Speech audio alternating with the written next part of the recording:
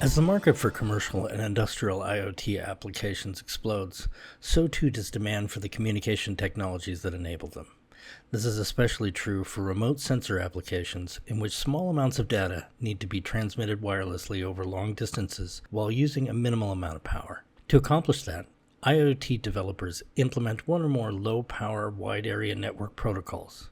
Among these, the LoRaWAN standard has surged into a dominant position, but it faces a number of competitors.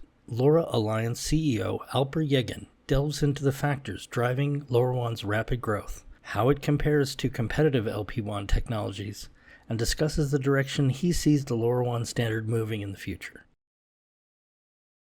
So the wireless communication industry has been filled with several technologies, and Bluetooth, Wi-Fi, and the cellular have been the dominant three of them. Now we have been building the fourth pillar of the wireless communication industry called LPWAN, low power wide area networking. There are several technologies under that umbrella, and among them LoRaWAN is the leading one. The LPWAN pillar is very complementary to what you get out of Bluetooth, Wi-Fi, and cellular. Now, among all these four pillars or four technologies, every one of them does something none of the rest can do. Like Bluetooth provides low power, short range communication. Wi-Fi provides short range but broadband communication. And if you need long range broadband, then you would use cellular. For having a long range, low power communication, that's where the LPWAN comes into the picture. And LoRaWAN is the market leader in that for having the highest accessibility, the most robust ecosystem, and the widest adoption. LoRaWAN technology among all the LPWAN technologies has the highest accessibility. We use unlicensed band. That means anyone can deploy it. You don't need to have a extremely expensive and limited license from the government. It's just like Wi-Fi, right? Anyone can deploy Wi-Fi, so can they deploy LoRaWAN. And the LoRaWAN base stations are extremely low cost. The price point for LoRaWAN gateways or base stations is nearly what you get for Wi-Fi access points, both indoor and outdoor. And every LoRaWAN gateway can provide miles and miles of coverage. And once you deploy a network, you can put on several different applications. So there's an increased return on investment. And the sensors can last for more than 10 years on single charge. And these are the factors which makes LoRaWAN deployments extremely low cost. And the technology is built by LoRa Alliance, and it's endorsed by ITU. It's an open standard. And there are several open source implementations. If you want to build your own devices or network, you can start with the open source implementations. For that, we have the highest accessibility. And then the second point is we have the most robust ecosystem. LoRa Alliance, which has been around for 11 years, now we have more than 300 members from all around the world, all the way from chip vendors to multinational public operators. And last year alone, we have added 57 new members, so we have a really good growth curve. And among them, we have more than 650 certified devices, the highest number for any wireless technology in LPWAN. And nearly 1,000 products are in the LoRa Alliance Marketplace catalog. And then in terms of the adoption, we have today 125 million LoRaWAN devices in the field. Excluding China, this is the highest number of LPWAN devices. And we have 25% annual growth, it's exponential growth, which is the highest growth rate across the globe. And the applications, we have the widest range of applications, all the way from tracking black rhinos in African wildlife parks to connecting indoor air quality sensors in skyscrapers in Singapore to vibration sensors in oil refineries in the Middle East to the NBA basketball arena in Atlanta for facility management. These are all real deployments. The widest range of applications for any wireless technology are empowered by LoRaWAN. And one last thing, in terms of the adoption, the highest adoption, we enjoy thanks to being able to create public networks, private and community. These are three distinct types of network models. And LoRaWAN is the only wireless communication technology one can build any one of these types of networks at scale, not only on the ground, but also in space. We have LEO operators, low Earth orbiting satellite operators, with LoRaWAN base stations mounted on the satellites, picking data from sensors on the ground. And the cherry on the top, we're able to integrate them all through roaming. So we have public networks roaming with private networks, with community, with the satellite networks, all getting integrated.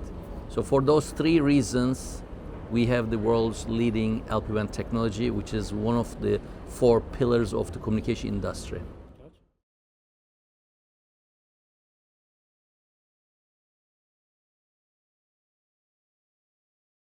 So some of them are complementary, some of them are competitive.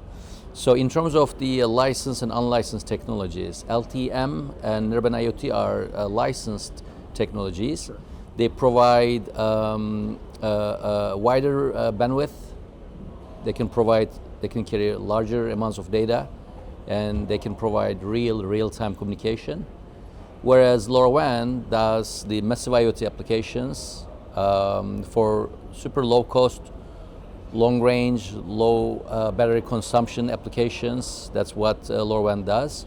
And if we look at the IoT landscape, more than 95% of the IoT applications fall under the so-called massive IoT served by LoRaWAN, whereas less than 5% would fall under so-called critical IoT.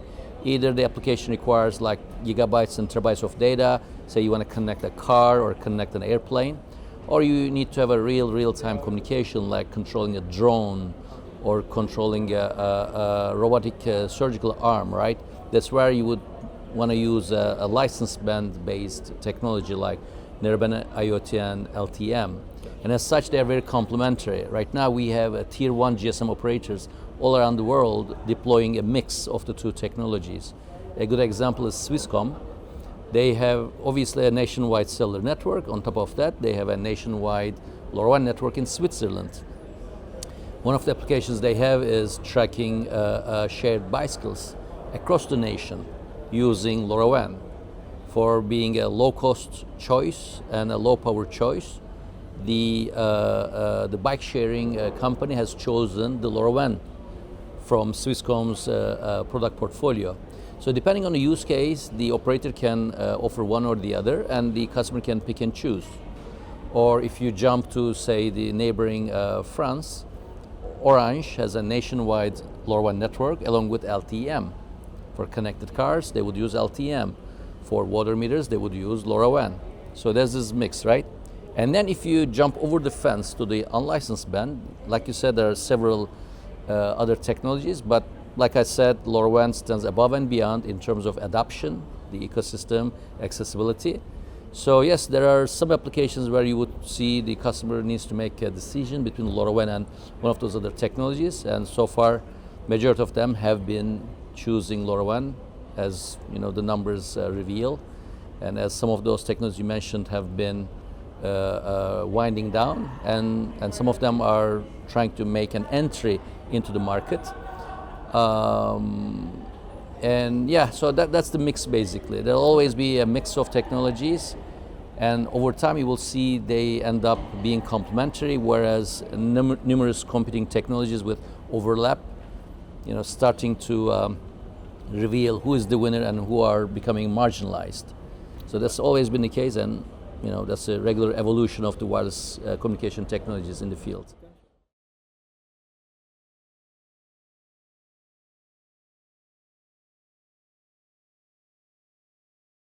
As we now encounter the AI industry is starting to pay attention to the so-called physical AI, right? You know, traditionally AI has been operating on data that's already in the digital land, processing it, and the output has been something else in the digital land. Now, AI's attention is adding the physical world, how to sense the physical world, process the data, and then command the physical world. And for that, the AI needs to touch the ground, touch the physical land. And that's where the IoT comes into the picture. IoT is the glue that can get AI in touch with the physical world. Mm-hmm. And for LoRaWAN, supporting the widest range of application, we are in a unique position to make physical AI a reality. And we are already doing so in the field in three distinct places. One is on the sensor. we have a group of sensors that are running machine learning on the device, like vibration sensors and the cameras. Instead of streaming the raw data, like the vibration signal or the video streaming, they process the data locally to make a determination like the vibration has deviated from the norms to the point that the rotating machine might be breaking down, or the camera detecting people, pets, smoke, or pandas in the wilderness, things like that. And then just saying, hey, yes, I have spotted a panda, right? Now, we have several companies in LoRa Alliance ecosystem with such sensors that are deployed in the field today. This is what I would call physical AI on the edge. And then the next one is leveraging AI for managing networks. We have companies that has AI-assisted network monitoring tools to optimize the operation of LoRaWAN networks. And the third place is on the applications, mostly residing in the cloud, to process the data, to boost the data analytics and the user experience using AI. One of the challenges for IoT has been how to make sense out of data.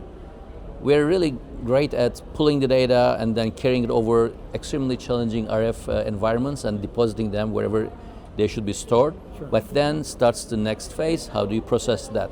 That's where AI comes into the picture in a much more scalable way, extracting, from data to information, to knowledge, to wisdom, accelerating this processing, and as such, increasing the utility of IoT solutions, which has been already applied to LoRaWAN networks, and also the user experience. Human beings are not good at processing dashboards. That's really for machines, right?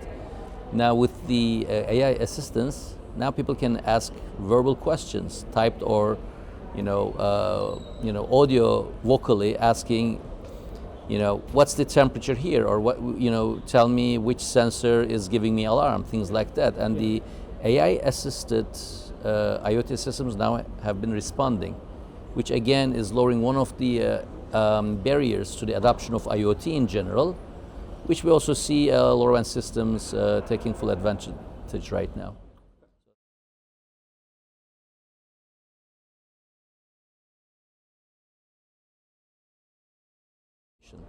And in terms of the concrete work items we have on our evolution path, we have a class of them that helps with adapting LoRaWAN to application domains.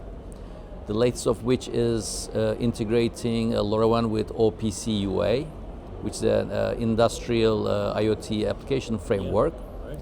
And we have recently signed a liaison agreement with the OPC Foundation to have a joint working group to standardize integration between OPC UA and LoRaWAN. And earlier we have done the same thing with the LMS Forum, Alliance, and OMS as well. We have even done joint work with IETF to integrate IP, the Internet Protocol, to run over LoRaWAN. So these are various application domains getting integrated so we can increase our footprint and also obviously serve the needs of these other alliances, which has been either using some wired technology or other wireless technology, and they have been in great need of adding a long-range, low-power version of those, and that comes in LoRaWAN, at the application layer. And then the other front that we're pushing forward is plug-and-play to enhance the plug-and-play experience with both the end-device management and also the infrastructure management, adding new utilities, new APIs to get as close to a truly plug-and-play as possible. And the third one is we're pushing the envelope on making it easier to extend the coverage of LoRaWAN. One part of our vision is to make LoRaWAN ubiquitously available and make it a utility, just like water, electricity, and gas is, right? Mm-hmm. So plug and play and ubiquitous availability are the key for turning LoRaWAN into utility. So we expect in the future the devices to have LoRaWAN as a base connectivity for management, for tracking, on top of whatever other connectivity they may or may not need for other purposes they serve. And for that, turning LoRaWAN into utility through ubiquitous availability is one of our objectives. And for that, we have the evolution of the satellite connectivity, and we're adding other tools like walk-by, drive-by reading.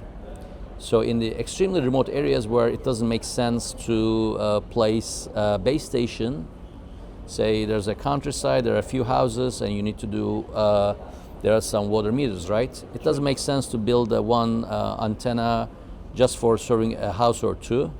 And for that, what industry has done traditionally is to have a drive-by reading, have a mobile base station mounted on a truck or on a vehicle, going around once a month, pick the data and go back and then deposit it in some storage, right?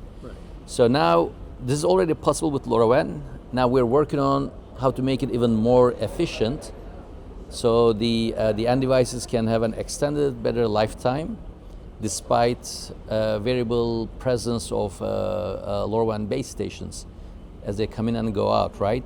Now, even though I call it walk-by, drive-by reading, we're even looking into fly-by reading. We have member companies putting LoRaWAN base stations on drones with satellite backhaul. And these flyover gateways, base stations, can pick the data, whether we're talking about serving, say, meters or people getting lost in the wilderness, or some, environmental monitoring in remote areas.